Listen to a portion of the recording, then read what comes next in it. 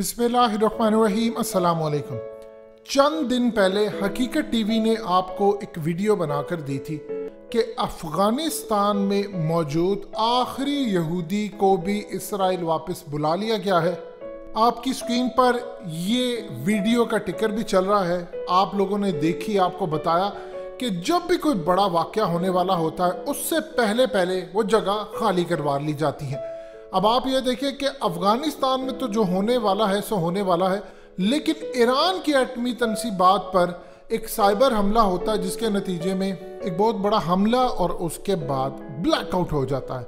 लेकिन सूरत हाल इस वक्त ये पैदा हुई है कि इसराइल ने ईरान के ऊपर हमला करके उसका जवाब दिया है, लेकिन यहाँ ईरान ने ऐलान कर दिया है, क्योंकि पाकिस्तान के अंदर भी साइबर हवाले से एक्सपर्ट्स मुकम्मल तौर पर अलर्ट हैं। यानी आप समझ से जो हाईएस्ट अलर्ट की पोजीशन होती है वो इस वक्त पाकिस्तान में भी है। लेकिन ईरान ने ऐलान कर दिया है कि वो मजीद डिस्कस करने से पहले इस वीडियो को लाइक करें, हकीकत टीवी को सब्सक्राइब करें और बेल आइकन पर जरूर क्लिक करें।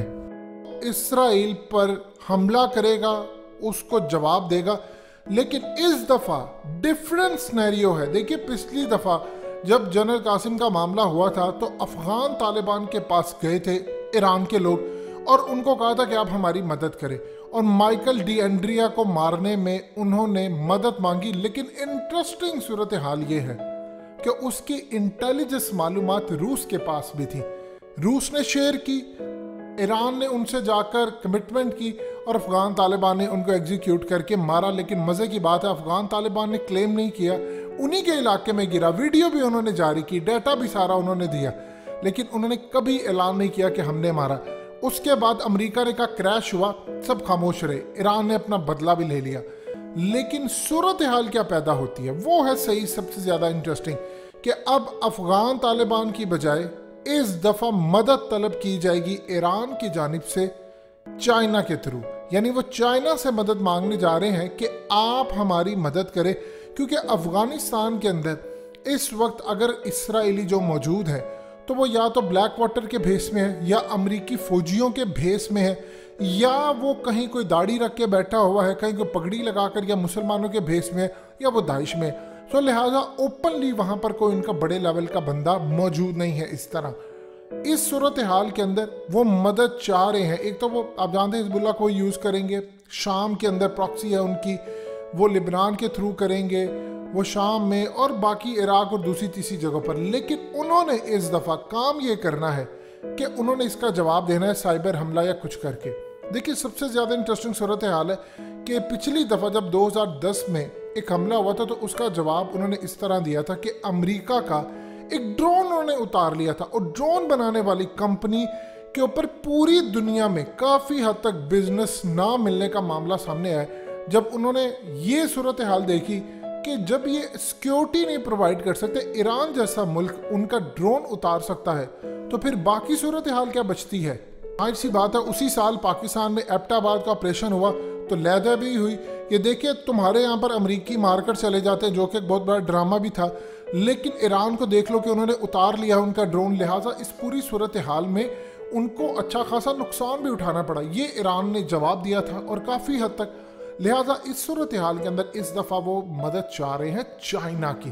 चाइना चूँकि टेक्निकल मामला के अंदर ये जो ख़ास तौर पर $400 अरब की इन्वेस्टमेंट है, इसमें ये भी मुआहदा हुआ है कि आप हमें इंटेलिजेंस मालूमात देंगे, हमारे खिलाफ जो भी दुश्मन आएगा आप पाबंद हैं कि हमें इंटेलिजेंस मालूमात दें। ईरान ने अब चाइना से मदद तलब की है दो मामलात में। एक तो उन्होंने कहा है कि हमें एडवांस सिस्टम यहाँ पर इंस्टॉल करें ताकि आइंदा फ्यूचर का कोई भी हमला हो तो अर्ली वार्निंग हो, हमें पता हो, ताकि हम उसको रोक सके। दूसरा, हमें ऐसी टेक्नोलॉजी दें कि हम इन हमलों को रोक सकते। यानी क्लियरली वो EMP टेक्नोलॉजी मांग रहे हैं या उसको रोकने के लिए मांग रहे हैं, जो ब्लैकआउट। अब ये देखिए, नए तरह की अब ये दुनिया के अंदर एक जंग का माहौल है कि आप कोई मिसाइल नहीं मार रहे, आप ब्लैकआउट कर रहे हैं। पाकिस्तान के अंदर ब्लैकआउट हुआ तो इंडिया के इंटेलिजेंस इदारों की रिपोर्ट थी कि ये टेस्ट किया गया था चाइना की तरफ। फिर उसके बाद इंडिया के अंदर अपने ब्लैकआउट हुआ, उसकी रिपोर्ट आई कि उसके पीछे चाइना का हाथ था।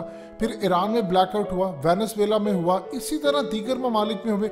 आज ईरान के अंदर देख लीजिए, उनकी एटमी इंस्टॉलेशन के ऊपर किस तरह उन्होंने ब्लैकआउट हमला किया। चाइना पाबंद है, चाइना पाबंद है कि वो ईरान को ये तमाम चीज़ें प्रोवाइड करे।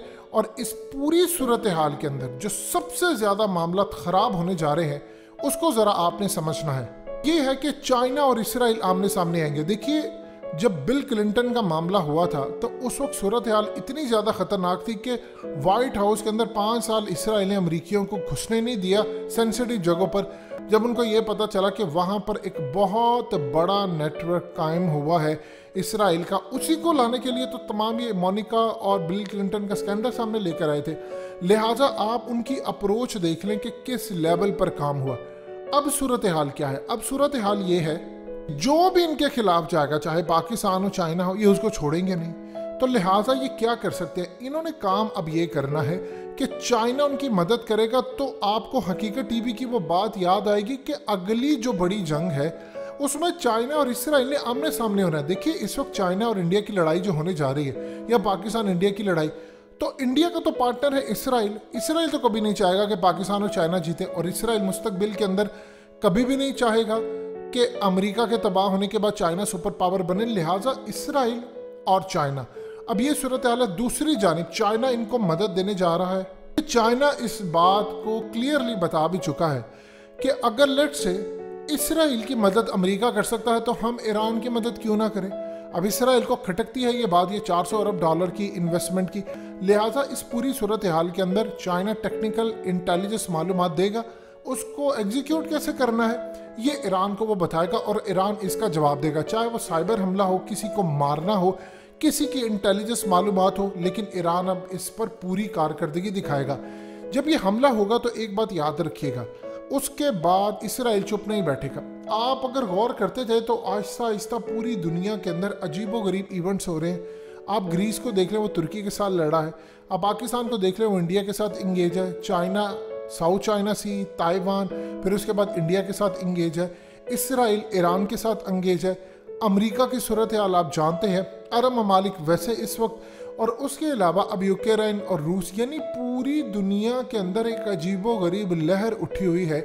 आप सिर्फ गौर करें, एक आधा इवेंट, सिर्फ एक आधा इवेंट होना है और उसके बाद पूरी दुनिया एक अजीबो गरीब जंग की लपेट में आ जाएगी। जो कि रूस के सदर पुतिन ने कहा था कि मुझे खदशा ये है कि इस वक्त पूरी दुनिया में हालात सेम एज इट इज पहुंच चुके हैं जो कभी जिंदगी के अंदर हुआ करते थे दूसरी जंग अजीम से पहले। लिहाजा इस पूरी सूरत हाल में ईरान और इसराइल आमने सामने आने वाले हैं। और इन दोनों के हवाले से एक चीज़ आप ज़हन में रखिएगा कि इस दफ़ा अगर चाइना ने मदद ना की ईरान की तो वो कभी खड़े नहीं होंगे। अब एक तो आने वाले हमलों से पहले ईरान के ऊपर जो भी चीज़ें इंस्टॉलेशन है पावरफुल डिवाइसेस की, वो तो चाइना करने जा रहा है, वो तो वो हर सूरत करेगा, पेश की इतला भी मिले। दूसरा, वो इसराइल के खिलाफ मदद करेगा। और अगर इसराइल के खिलाफ मदद होती है चाइना की जानिब से, तो आप एक चीज़ अच्छी तरह समझ लीजिए, फिर चाइना और इसराइल मुस्तकबिल में जब आमने सामने आएंगे तो फिर चाइना ये चाहेगा कि पाकिस्तान भी इसराइल के खिलाफ मैदान में उतरे। वो आप अंदाज़ा कर ले फिर किस लेवल का मामला होने जा रहा है। चाइना ने जश्न ज़रूर मनाया था जब हमने इसराइली पायलट पकड़ा, वो बाद में गया कहाँ, क्या चीज़ हुई, इसको वक्त पर छोड़ते हैं और आने वाले वक्त पर आपको पता चलेगा कि उसके साथ हुआ क्या था। फ़िलहाल ये बात काफ़ी हद तक चीज़ें लोगों को समझ आ चुकी हैं कि हमने उनका पायलट पकड़ा था, इसमें चाइना ने भी जश्न मनाया था।